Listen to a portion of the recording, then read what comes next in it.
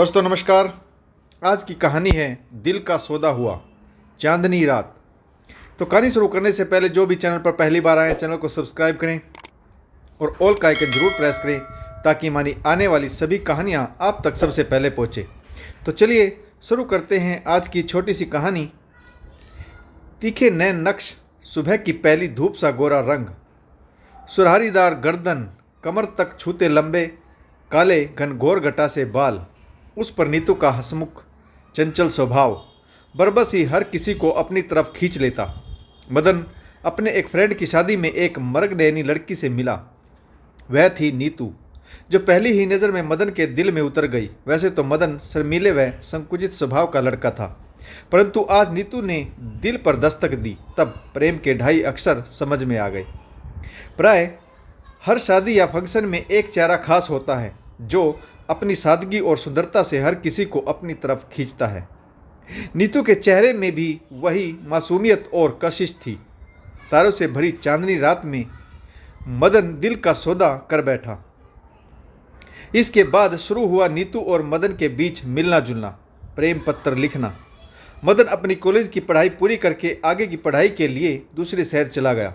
नीतू से दूर दूसरे शहर में उसका मन पढ़ाई में नहीं लगता, परंतु उसे कामयाब इंसान बनना था ताकि अच्छी नौकरी हासिल कर सके और इसके बाद सीना ठोक कर नीतू के घर वालों से उसका हाथ मांग सके। मदन 4 साल बाद वापस अपने शहर लौटा। उसका सिलेक्शन मल्टीनेशनल कंपनी में हुआ, जिसके चलते उसे नौकरी के लिए विदेश जाना था। रास्ते में मदन का दिल हिल्लोरे भर रहा था। एक सपना पूरा हुआ और दूसरे सपने की टोह में वह मदमस्त था। जाने कितने सपने दिल में संजो रखे थे। सालों बाद नीतू से मिलेगा। इतने बड़े शहर में रहा, परंतु दिल में सिर्फ नीतू को रखा। कोई भी शहरी लड़की मदन के दिल को चुरा नहीं पाई। मदन की घर वापसी और अच्छी नौकरी की खुशी में छोटी सी पार्टी मदन के बड़े भैया भाभी ने रखी थी, जिसमें सभी नज़दीकी रिश्तेदार शामिल हुए थे, क्योंकि उसके बाद मदन विदेश चला जाता और फिर अपने रिश्तेदारों से काफ़ी सालों बाद मिलता। पार्टी में मदन की भाभी की छोटी बहन नैना भी थी। नैना ने अपने हंसमुख और चंचल स्वभाव से सबका दिल जीत लिया। वह थी ही इतनी अच्छी, सबकी सहायता के लिए हमेशा तैयार रहती, घर में हिरनी की तरह उछल कूद करती रहती। मदन अपने कमरे में नीतू के पुरानी खतों को पढ़ रहा था और मन ही मन मुस्कुरा रहा था कि नैना ने दरवाजे पर दस्तक दी। मदन ने हड़बड़ाकर खतों को छुपाने की कोशिश की। अपने चंचल स्वभाव के चलते नैना बोली, क्या छुपा रहे हो, हमें नहीं दिखाएंगे? मदन ने कहा, किसी की पर्सनल चीज़ों के बारे में पढ़ना बुरी बात है। नैना ने बनावटी नाराजगी दिखाते हुए कहा, कोई बात नहीं, कब तक छुपाओगे, कभी ना कभी तो हम हक से पढ़ेंगे। चलिए, हॉल में सब आपका इंतजार कर रहे हैं, आपके बड़े भैया भाभी बुला रहे हैं। और नैना हंसकर वहां से चली गई। मदन केक काटने के बाद सबको खिलाने लगा तो छोटी चाची ने हंसकर कहा, हमारी होने वाली छोटी बहू नैना को भी अपने हाथों से खिलाओ। भाई, चाहे कुछ भी हो, इस घर की छोटी बहू तो नैना ही बनेगी। भैया भाभी ने भी इसमें अपनी सहमति जताई और बाकी सभी रिश्तेदार भी मजाकिया बातें बनाकर हंसने लगे। मदन भी मुस्कुरा दिया, परंतु उसके दिल में तो नीतू बसी थी। अगले दिन भाभी ने अपनी छोटी बहन नैना को उसके घर छोड़ने की जिम्मेवारी मदन को सौंप दी। मदन ने सोचा कि सही मौका है, रास्ते में नैना से अपनी और नीतू के बारे में सब कुछ बता दूंगा। बहुत अधिक गलतफहमी पालने की जरूरत नहीं रहेगी, आज ही सब कुछ क्लियर हो जाएगा। मदन नीतू को छोड़ने के लिए बाइक पर गया। नैना अपने चंचल स्वभाव के चलते रास्ते भर मदन को छेड़ती और उकसाने की कोशिश करती रही। वह नदिया के उस पार मूवी का गाना गाती, कौन दिशा में लेके चला रे बटोइया। मदन ने उचित समय पाकर नैना से कहा, नैना, मैं तुमसे एक बात कहना चाहता हूँ। हंसते हुए नैना ने कहा, कह दीजिए जनाब। हम भी सुनने के लिए बेताब हैं। मदन ने कहा, नैना, मैं एक लड़की से बहुत प्यार करता हूँ। आज तक मैंने किसी से इस विषय में कोई बात नहीं की। प्यार करते हो और कहने से डरते हो।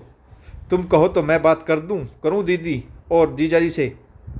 नैना की आवाज़ में उदासी और गंभीरता थी। नैना को उसके घर छोड़कर मदन वापस आ गया, परंतु उसकी आंखों की गहराई में छुपा दर्द मदन को अंदर ही अंदर कचोट रहा था। परंतु उसे इग्नोर करते हुए रात को जल्दी इस उम्मीद से सोया कि सुबह जल्दी उठकर नीतू के घर जाएगा और उसके माता पिता से उसका हाथ मांग लेगा। फिर शादी करके विदेश चले जाएंगे। जिंदगी कितनी हसीन होगी। मन चाही नौकरी और मन चाही छोकरी। जिंदगी में और क्या चाहिए। अगले दिन नीतू से मिलने की चाह में मदन देर रात तक करवटें बदलता रहा। चिड़ियाओं की चहचहाहट से सुबह आँख खुली। ऐसा पहली बार हुआ कि रात को देर से सोया और सुबह समय से पहले नींद भी पूरी हो गई। मदन ने दोस्त को फ़ोन लगाया जिसकी शादी में वह नीतू से मिला था। अरे यार, कैसा है तू? अच्छा है। मेरा एक काम कर, मुझे आज के लिए तेरी बाइक चाहिए। कहाँ जाना है? बाइक तो खड़ी ही रहती है, तू जब चाहे ले जा। यह भी कोई पूछने की बात है? अरे यार साहिल, तुझसे क्या छुपाना। तुझे तो सब पता है। तेरी ही शादी में तो मेरा दिल चोरी हुआ था। साहिल को समझते देर न लगी। उसने कहा, परंतु यार मदन, नीतू की तो शादी हो गई। उसने लव मैरिज की है। मैं तुझे बताना भूल गया। हम सभी फ्रेंड्स पिछले महीने ही तो उसकी शादी अटेंड करके आए हैं। बहुत खूबसूरत जोड़ी है दोनों की। मैं तो सोच रहा था कि तुम सिर्फ अच्छे दोस्त हो और शायद दूसरे शहर जाकर तुम नीतू को भूल भी चुके होंगे।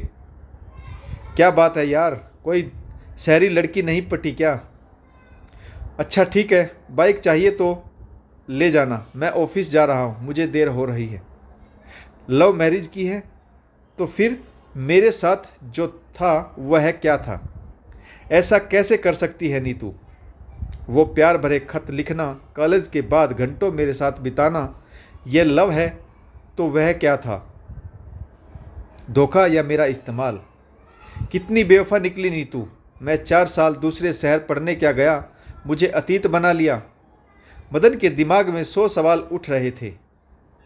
आखिर नीतू ने ऐसा क्यों किया? उसने मुझे धोखा दिया, बेवफा लड़की। और मदन फिर से अपने कमरे में जाकर बेड पर लेट गया। उसकी आंखों से आंसू थम नहीं रहे थे।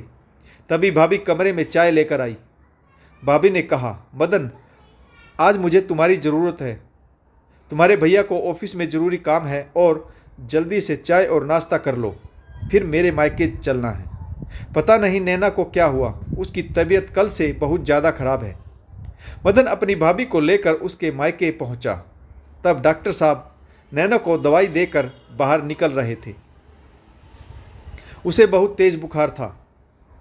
अंदर जाकर देखा तो नैना अपनी बहन से लिपट कर रो पड़ी। मदन सामने की कुर्सी पर बैठ गया। नैना की आंखें सूजी हुई थी, मानो रात भर रो रही हो। उसने रो रो कर अपनी आंखें सुजा रखी थी। मदन ने महसूस किया, मैं जिसके पीछे ख्वाबों में दौड़ता रहा वह मेरा वहम साबित हुआ। वास्तविकता तो नैना है। जैसे ही मदन की भाभी कमरे से बाहर अपनी माँ के पास रसोई में गई, मदन नैना के पास बैठ गया और उससे कहा, नैना, मुझे माफ़ कर दो। मैं ख्वाबों में के पीछे दौड़ रहा था। वास्तव में भगवान हर किसी को एक सच्चा जीवन साथी चुनने का अवसर अवश्य देता है और हम भूल कर बैठे हैं। वह लड़की जिसे मैं ख्वाबों में प्यार करता रहा बेवफा निकली। तुम ही मेरा सच्चा प्यार हो। नैना मदन से लिपट कर रोने लगी।